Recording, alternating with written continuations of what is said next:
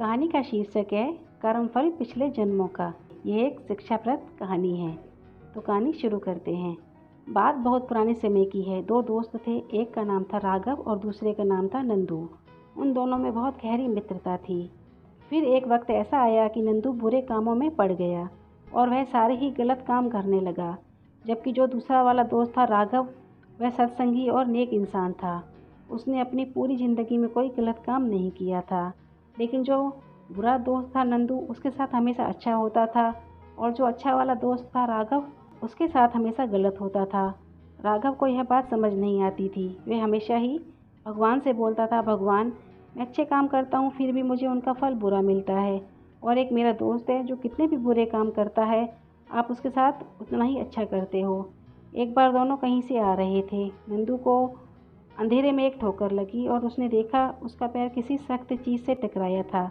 जैसे ही उसने ज़मीन को खोदा तो उसको ज़मीन के नीचे से एक सोने का कलश मिला। कलश हीरे जवाहरात से भरा हुआ था, और जैसे ही राघव थोड़ा सा आगे आया तो उसके पैर में एक बहुत बड़ा कांटा चुभ गया। उसने सोचा, यह सब क्या हो रहा है? जो बुरे काम करता है उसके साथ अच्छा होता है, और मैं हमेशा ही अच्छे कर्म करने की कोशिश करता हूँ, मेरे साथ हमेशा गलत होता है। फिर उसने अपने दोस्त से कहा, यह सब क्या है? तो फिर वह दोनों एक ऋषि के पास गए और उन्होंने वह सब बताया जो उनके साथ अब तक होता आ रहा है। ऋषि बहुत पहुँचे हुए थे। वह थोड़ी देर आंखें बंद करके बैठे रहे और फिर बोले, यह सब तुम्हारे पिछले जन्मों के कर्म हैं। तो उनको बड़ा ताज्जुब हुआ, यह कैसे हो सकता है? पिछले जन्म के कर्मों का हिसाब इस जन्म में कैसे हो सकता है? ऋषि ने नंदू से कहा कि पिछले जन्म में तुम बहुत नेक और ईमानदार इंसान थे, इसलिए तुम इस जन्म में राजा बनने वाले थे। और फिर राघव से कहा, तू पिछले जन्म में बहुत दुष्कर्मी था, तो इस जन्म में तुम्हें फांसी की सज़ा होनी थी। फिर इस जन्म में आकर तुम्हारे कर्म बदल गए।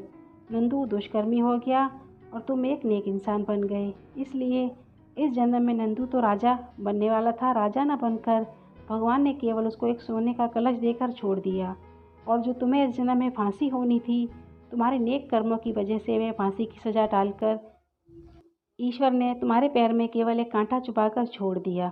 तो कर्म हमेशा अच्छे रखने चाहिए। जन्म चाहे कोई भी हो, कर्मों का फल हमें भुगतना ही पड़ता है, फिर वह चाहे जन्म हमारा आने वाला ही जन्म क्यों ना हो।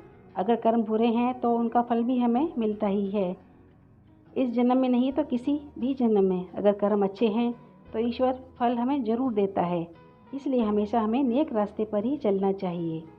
तो कहानी कैसी लगी कमेंट करके ज़रूर बताएं, और अगर अच्छी लगी हो तो एक लाइक और सब्सक्राइब तो बनता है। धन्यवाद।